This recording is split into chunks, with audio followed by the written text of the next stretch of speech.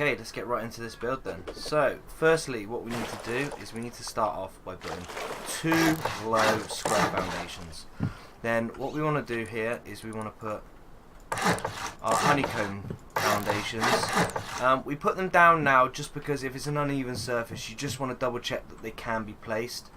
We won't be using them for a while, but the last thing you want to do is start building your base and find out you can't actually honeycomb one side of your base. So just make sure you do that.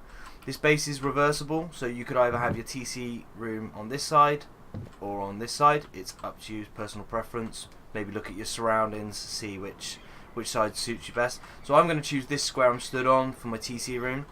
So what you do off your TC room is you build 2 low triangles, and then all you do after that is it's 2 high triangles. And then your floor plan should look like this. Just like that for now. We will add 2 more honeycomb triangles, 1 there and 1 over here where I'm looking at now. We will be adding them later, but that's probably the last thing we do. So that's our floor plan.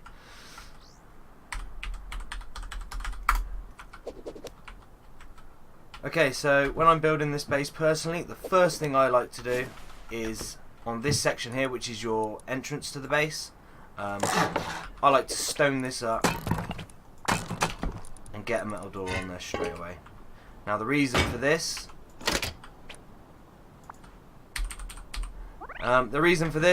is if you're getting, someone comes and kills you whilst you're building this base, it has been known that people will take it over because you've spent resources on it and put their own TC on the base.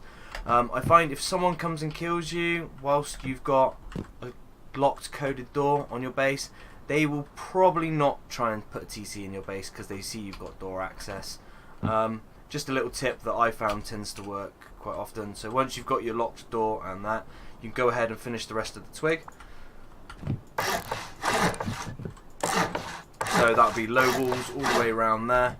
Then what we do after that is we go around with the high walls.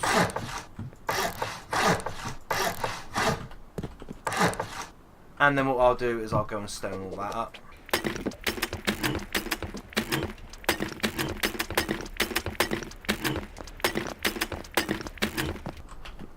So at this current state, it stops anyone actually getting in, unless there's nearby rocks or they've got ladders, but that's not the end of the world. Then we move on to obviously finishing it off by doing the roof and the twig. And then we stone that up. Oops. There we are. So we've got a sealed base now. Pretty safe. The cost of this is what you need to save up in your starter base, whether it be a 1x1 with an airlock or whatever, however you want to do it using stashes. The cost of this to get this far is going to cost you 5,600 stone and 1,037 wood. So that's relatively cheap, not hard to save that up, and 250 metal frags for your metal door. I mean, you can put wooden doors on, that's fine, starting until you've got your furnaces, that's fine. So the next most important thing after this is our airlock. It's a must-have on all bases. The only problem with this base, I must admit, is it only has 1 entrance or exit, however you like to call it, but that's fine. Make sure you put this door on this way round, and the reason for that, as we all know, is if you've got door campers or you've got people outside that you want to fight with, you can still peek, shoot. If you die, your loot might be safe, but it stops people getting into your base as well because they can't get through there. So just make sure you do that. Code lock on there, and that is sorted. So what we'll have to do after that is the next most important part is, now that people cannot get into your base no matter what and they cannot see into your base, you can place your TC down. The last thing you want to do is, while you're building your base, while it's twig, is someone come across and see the TC so they know where your TC is in your base, because they're damn sure they'll be back to come and raid you. So we've got a TC down now.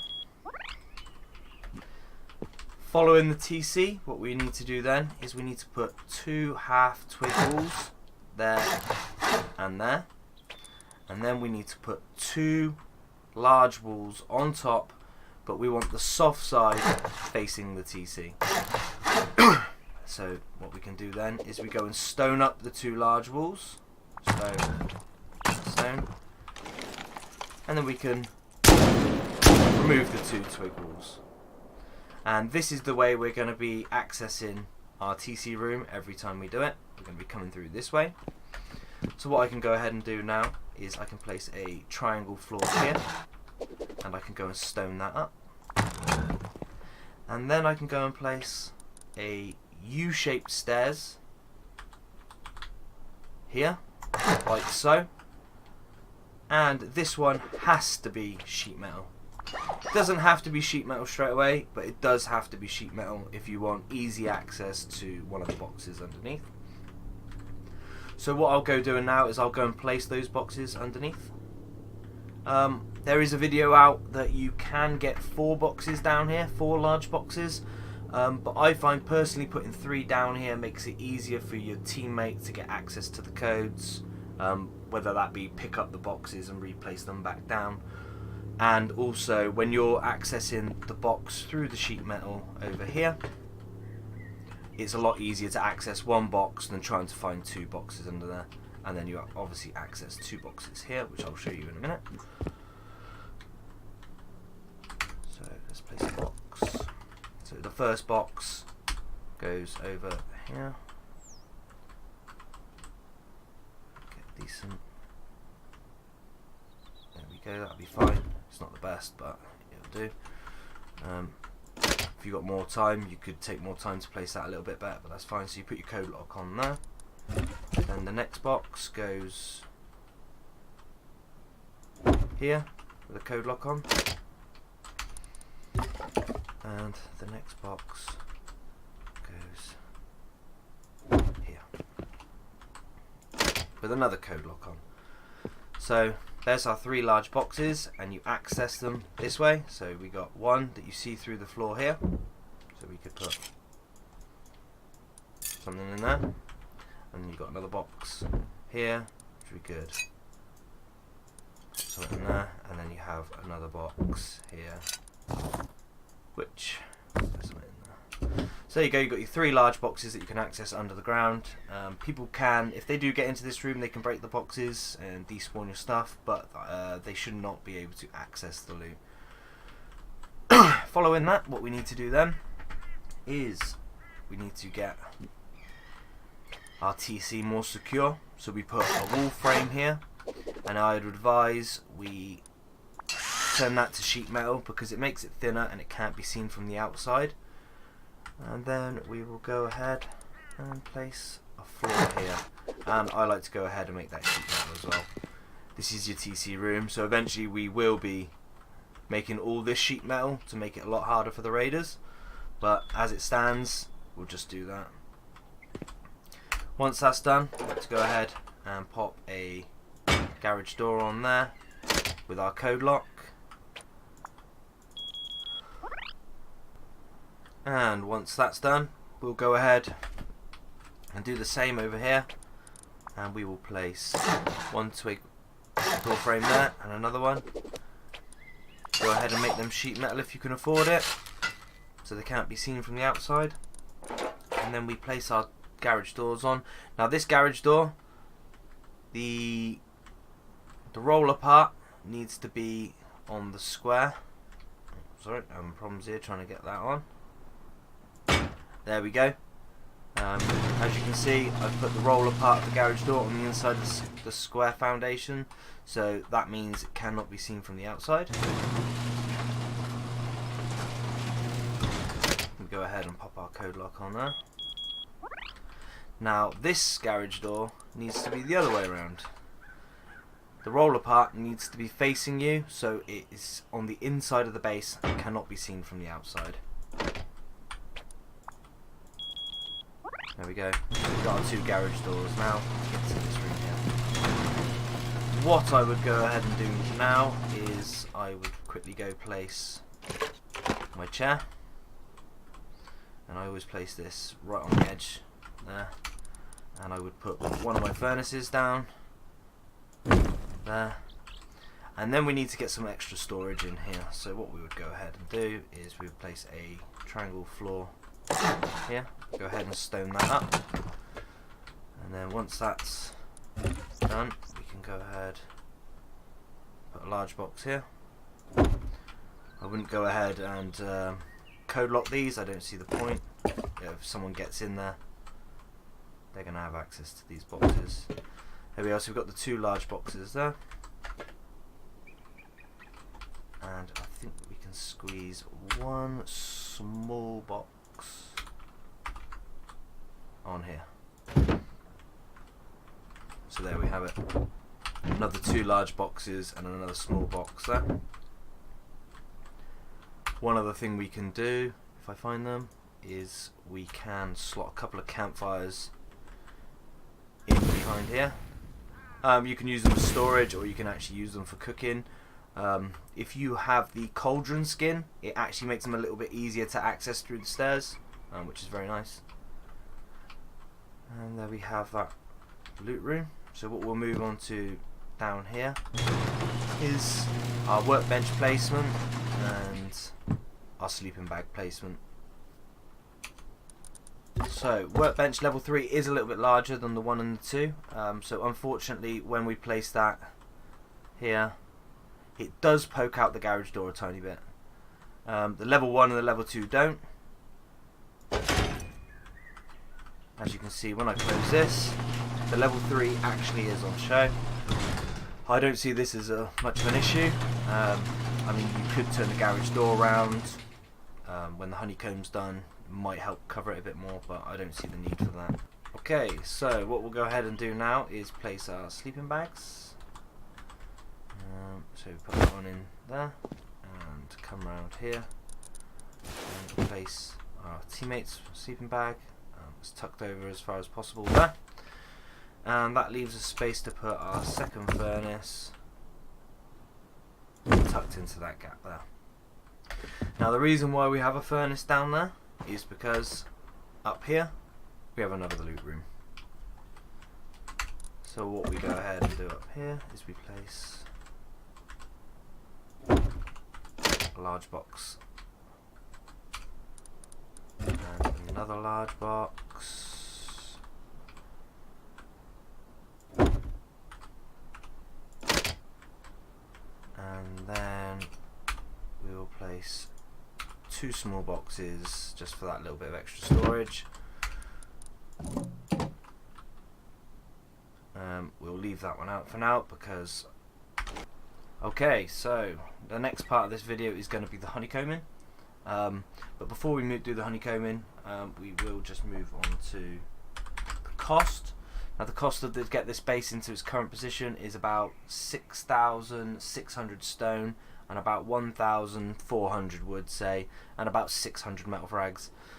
There also is the added cost of the garage doors, the code locks and the sheet metal doors. I don't think that's included, so bear in mind it will cost you a little bit more on the metal frags. But what we will move on to now is the honeycombing. Now the clever part about this base is the fact that this loot room here, I can put a garage door on it and the door goes up into the honeycomb of the roof. So I will show you that is done now. So what we do, if I don't choke the jump, is make this sheet metal like I did before, and then I shall go outside and I will show you what I mean. Let's put some stairs on and we will go there and that. Now as you can see here, that door frame that I just placed, see, it goes up into the roof honeycomb, which I think is a very nice feature. So what I'll do now is I will honeycomb. We don't honeycomb over this triangle here because that's just an airlock, it's just a weight. So we go all the way around.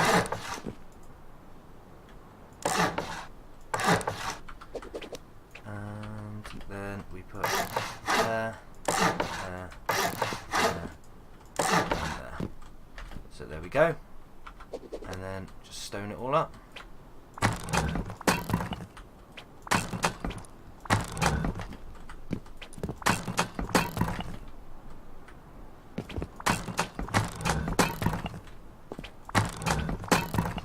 we have it. Now, before we put the last bit of the roof's honeycomb on, I'm just going to go back in and put the garage door on.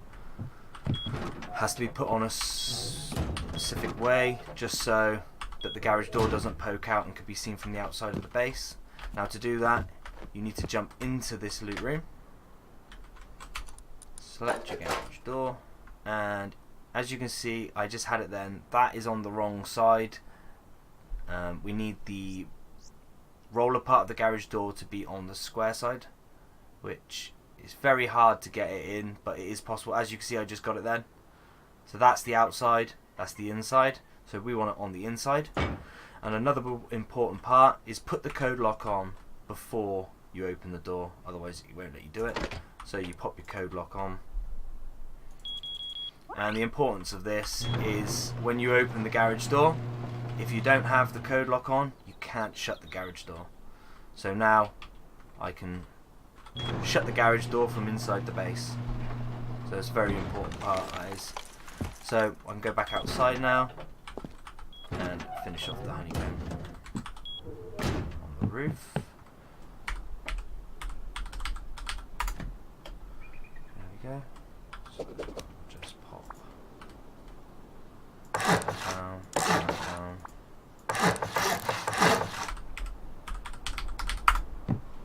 And stone up. The whole point of this base is to make it all look stone from the outside, so it's not very appealing, but on the inside, if the guys do start to raid it, then they do come across a sheet metal door eventually if they want to get to your TC. So there we have it. The roof is now honeycombed, so what we can do now is we can go and stone the other honeycomb up. Now we will place a foundation on this part as well. I will show you the new floor plan for that in a second, and we can remove this now, and we can pop foundation. Oh, a little bit higher on this one, that's fine by me. Stone that up, and stone that up, and I'll just give you a quick look of the floor plan as it is. So there we have it. You can see the main part of the base, the two squares and the 3 triangles. You've got the airlock on the bottom, and then the rest is just pure honeycomb. One part to make sure you do correctly when you do this honeycomb is, because your TC is behind this wall here, and we also have the extra loot room on top, make sure you put triangles all the way down through this to stop that splash damage.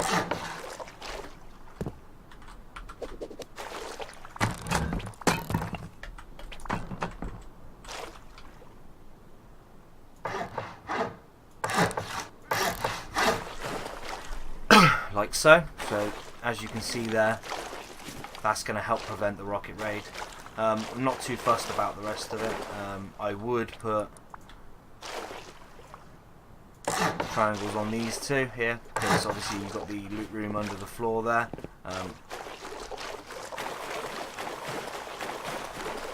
And then what we can do is go ahead and finish the honeycomb. But before we do that, my bad, this wall here is very important. You want to be making this wall sheet metal, and because the level 3 workbench is on the other side of this wall, if you don't make that sheet metal, it makes it very hard to make sheet metal all the way around. In fact, I would probably suggest go ahead and do all 4 of these low walls sheet metal before you finish the honeycomb. I think it's just going to make your life a lot easier.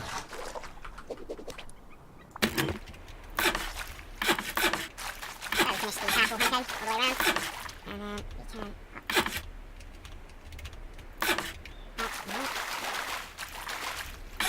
and let's just finish up the large walls. Oh, this one there.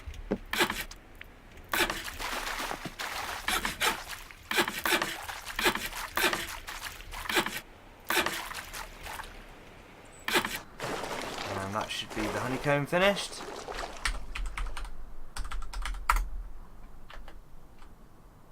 So the base should now look like this. So it's fully honeycombed. You have a honeycomb roof, you have honeycombs around all the walls on the outside. And the last thing to do then is make some sheet metal on the inside so it can't be seen from the outside. Oops. My bad.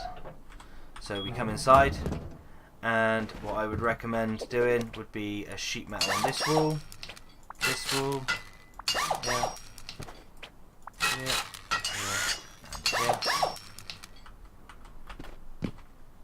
and up here. So this is now fully steel.